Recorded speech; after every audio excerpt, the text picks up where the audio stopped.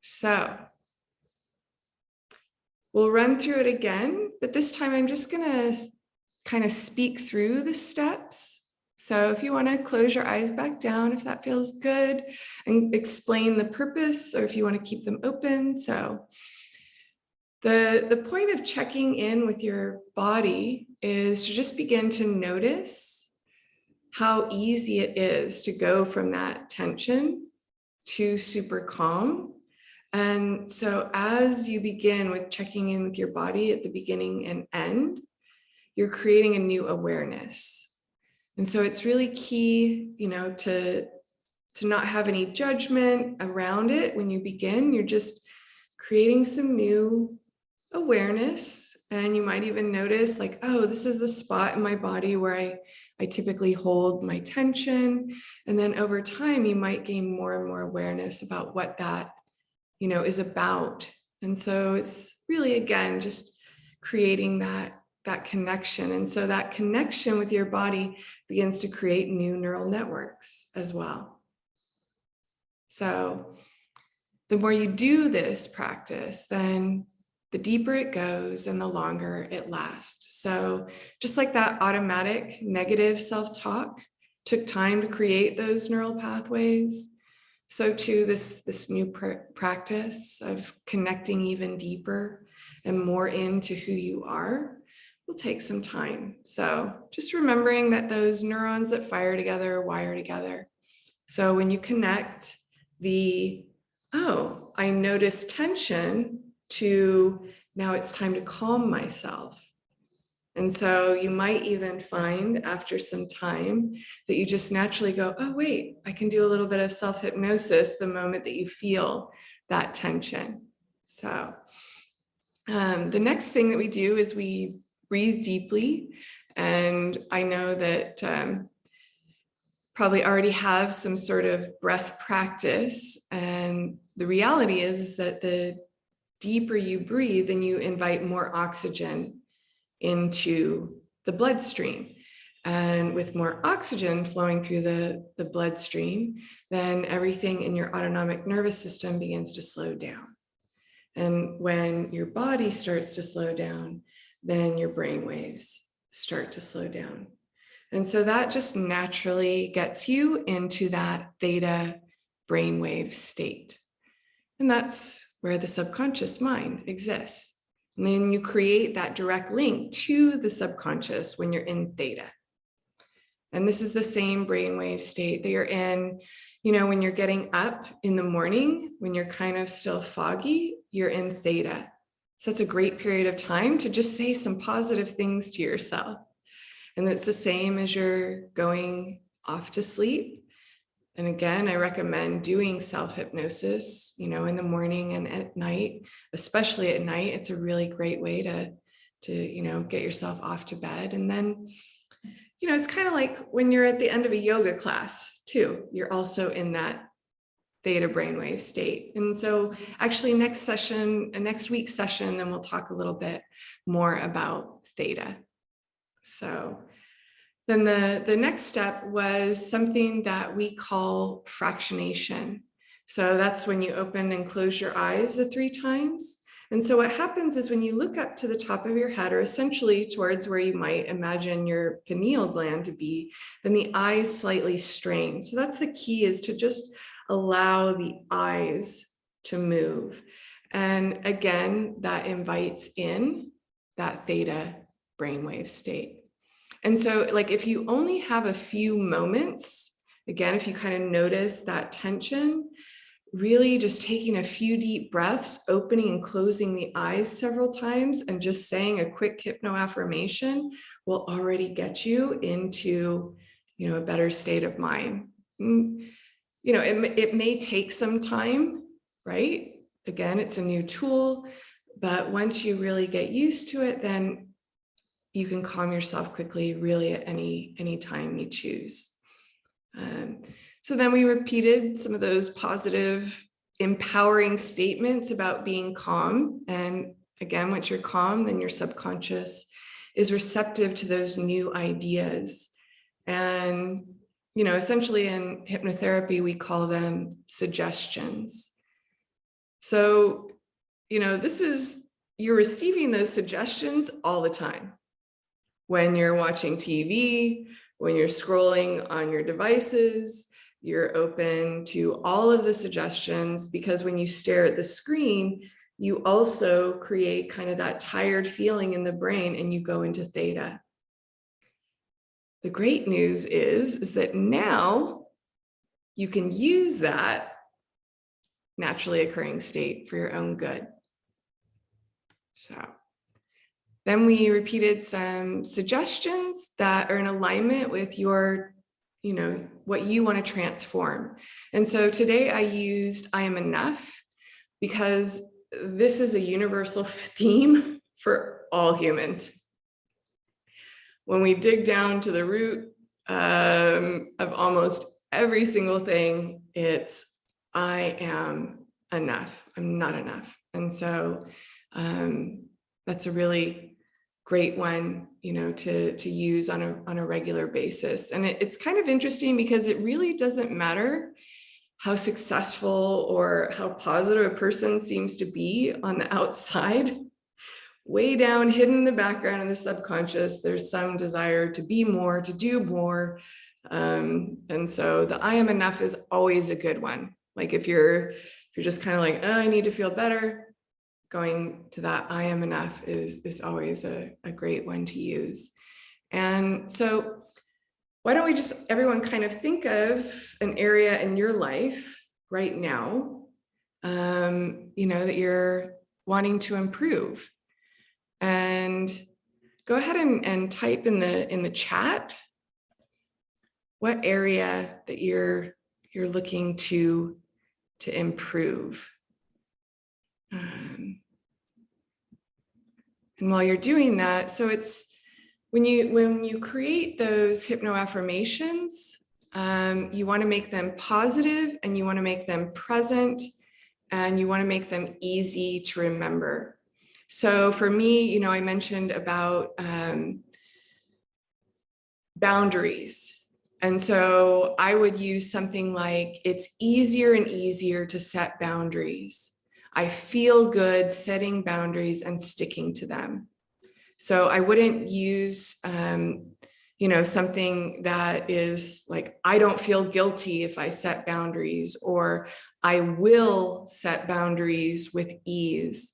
And that's because the first one was really phrased in kind of that negative. And then the second one, if we use will or can, that puts it off into the future. And so then it's always going to be in the future. So once again, remembering that the subconscious likes positive, present, and simple. Don't we all just love to keep things simple? So let's see. All right. So got some flat tummy and health. So with that, something in alignment with every day and every way, I focus on my health.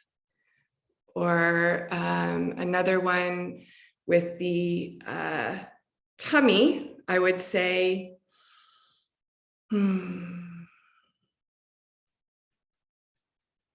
I focus on my core strength now. So I'll write those, I'll type those in.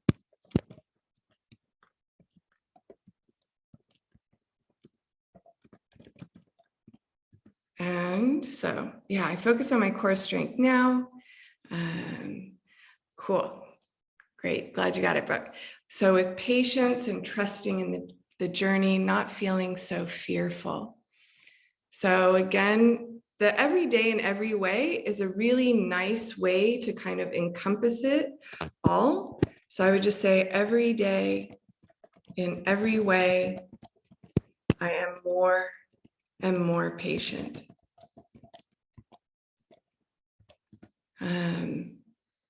And let's see, can I scroll?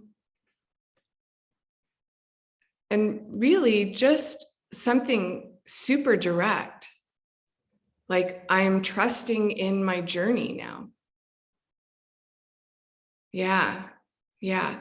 And so like you were saying with the not feeling so fearful. So that would be something that it's like, what would you think of as being the opposite of the fear? What for you is the opposite?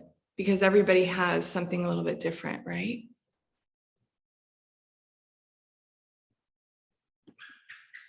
Yeah. So I'm loving and trusting even more every day. Yeah.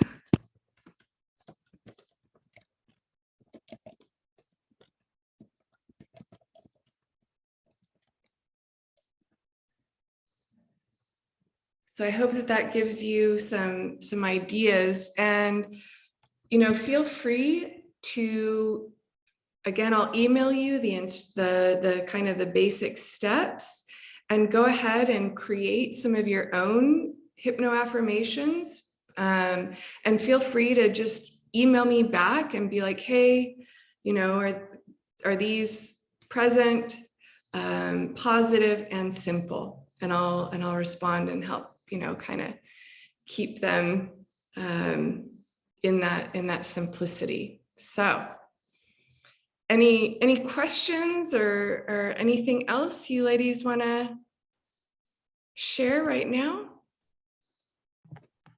I have a question. Mm-hmm. First of all, thank you. That was very helpful. I've always found, we've done one-on-one hypnosis or hypnotherapy, and I listen to an app, but I've found self-hypnosis to be really intimidating. So I really appreciate this, like breaking it down in this way.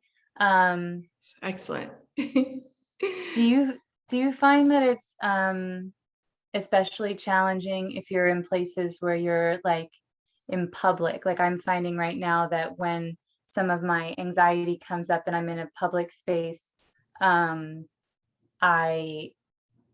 think a lot of people are noticing this since the pandemic, is like having levels of social anxiety that we've never experienced before. And so just the idea of this tool, like being able to just calm myself quickly on my own, like go to the bathroom or just like taking a moment internally, is very appealing to me, but it sounds like impossible to me. A little less so after doing this, but I just wasn't sure if yeah, if you could speak to that a little bit, like when you're not able to like really be by yourself for a while. Yeah. So again, I think the key thing, the takeaway, so after you do the hypno affirmations, then I had you place your hands on the heart. And so when you place your hands, or you can do an okay sign, or you can make a fist, you can, place your hands on your tummy. What that does is that anchors into your body physiologically, like, oh, now is the time when I'm supposed to be calm. And so what happens is as you do the practice more and more, then you become more comfortable with it. And I highly invite you to really take what you're learning today and make it your own. So if you're like, okay, saying this 3 times or 5 times is too much, I can only do one of each, or then alter it and practice it. So then when you are out in public, you can take a few deep breaths, place your hands, or again, use an okay sign to make that or place your hands on your tummy, whatever feels good for your practice, and say something positive silently to yourself. So especially I find that I calm myself instantly, I calm myself easily. It's safe for me to be calm now. I created those because I also have that social anxiety. So there are times when I'm out in public, and I think people now are a little bit more accepting and understanding, like meditation is a little bit more popular, and you know, hypnotherapy is becoming mainstream, so that if you do just kind of like close your eyes and breathe for a moment, nobody's going to be like, what exactly should, he'll be like, oh, okay. You know, also we can make that just normal, right? What's this? I like that. Normalizing, right? Yeah.